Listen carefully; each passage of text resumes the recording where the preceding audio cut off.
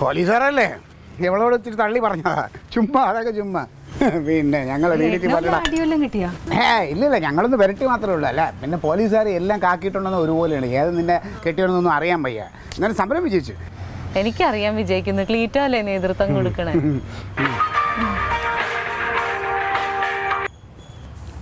Hello, നിങ്ങൾ എവിടെയായിരുന്നു? സമരം നടന്നപ്പോൾ നിങ്ങൾ എവിടെയായിരുന്നു? അതെ, ഇപ്പോൾ പാർട്ടി ഓഫീസിലാണോ? ഞാൻ അങ്ങോട്ട് വരാം. ആ വരാം, എന്താ വരുന്നു. പിന്നെ ഇനിയിപ്പോൾ എന്തിനാ പോണത്? ഇപ്പൊ തന്നെ വന്ന് സമരം വിജയിച്ചതിൻ്റെയൊക്കെ ചെറിയ ചർച്ചയും അതൊക്കെ ഉണ്ടേ. എന്റെ ക്ലീറ്റോ എന്തെങ്കിലും കഴിച്ചിട്ടെങ്കിലും പോവാ. ഇല്ല, ഞാൻ വരാം. നീ ഡ്രസ്സൊക്കെ ഒന്ന് മാറ്റിയിട്ട് പോവില്ല. ഇതിപ്പോ ഈ ചൂടോടെ തന്നെ പോയി കാര്യങ്ങളൊക്കെ ഒന്ന് ക്ലിയർ ചെയ്താലേ ശരി. ഞാൻ പോയിട്ട് വരാം.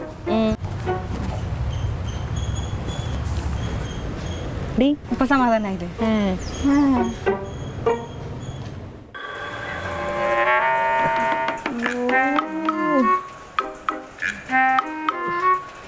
എന്റെ അളിയാ, ഈ ചാതി ഞങ്ങൾ ഇത് ചെയ്യരുതായിരുന്നു കേട്ടോ അളിയാ.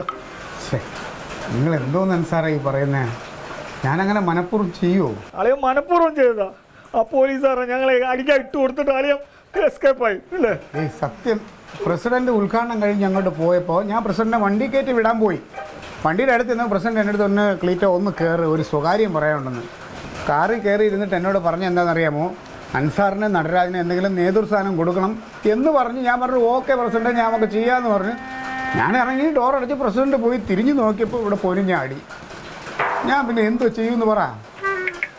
അല്ല, ഞാൻ നിങ്ങൾ പറയും പോലെ മനഃപൂർവ്വം അങ്ങനെ ഇട്ട് കൊടുത്തതല്ല.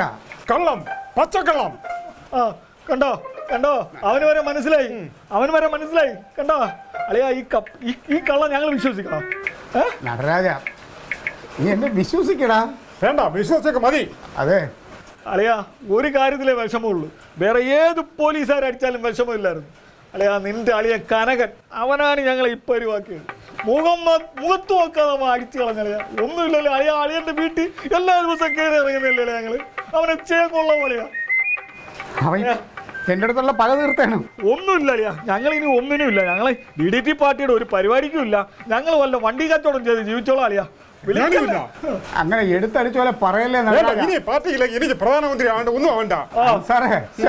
അതെ, DDT പാർട്ടിയുടെ അണികളെ ഉപദ്രവിച്ചിട്ട് അങ്ങനെ എനിക്ക് നോക്കിയിരിക്കാൻ പറ്റുമോ? ഓ അളിയ നോക്കോ, അല്ലാണ്ട് ഇരിക്കുക എന്തായാലും ചെയ്യും. ഞാൻ അതിന്റെ പരിഹാരം ഞാൻ ചെയ്യും. ഒന്നിനുമില്ലേ പോവല്ലേ? ഞങ്ങള് പോവളിയാ.